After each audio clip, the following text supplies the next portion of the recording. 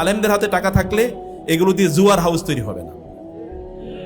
আলেমদের হাতে টাকা থাকলে এটা দিয়ে মদের হাউস তৈরি হবে না, এটা দিয়ে সিনেমা বানাবে না।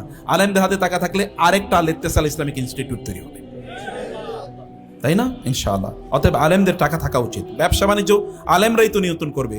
আবু বকর যদি এই আল্লাহর জমিনে নবী রাসূলের পরে সবচেয়ে ভালো মানুষ হয়ে থাকেন অথবা সবচেয়ে দামি মানুষ হয়ে থাকেন, খাদিজাতুল কুবরা রাদিয়াল্লাহু তাআলা আনহা যদি নারীদের মধ্যে শ্রেষ্ঠতম হয়ে থাকেন, তাইলে অর্থ এখানে একটা বড় ভূমিকা পালন করেছে।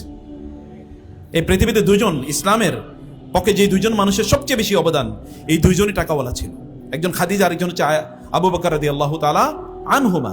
এই দুজনের মধ্যে আরেকজন ওসমান গনির কথা আমরা জানি। 10 জন আশারে মুবাশশারের মধ্যে আমি গুনে দেখেছি এর মধ্যে প্রায় 9 জনই ধনী ছিল। ধন সম্পদ লাগবে, আপনারা এরকম সম্পদ উপার্জনের জন্য হালাল প্রচুর রাস্তা তৈরি করেন ইনশাআল্লাহ। মানুষরা মনে করুক যে হুজুরদের হাত এরকম না, হুজুরদের হাত কি এইরকম, কেবল এরকম না, এইরকম, এটা মনে করুক ইনশাআল্লাহ, নাকি ইনশাআল্লাহ? এমন কিছু মানুষ আমরা তৈরি করব, এরকম একটা প্ল্যান নিয়ে আমরা সামনে আগাই। যদি চিন্তা পরিবর্তন হয়, আমাদের আয়োজন পরিবর্তন হয়ে যাবে। যদি চিন্তা পরিবর্তন হয়, আমাদের অ্যাপ্রোচ পরিবর্তন হয়ে যাবে।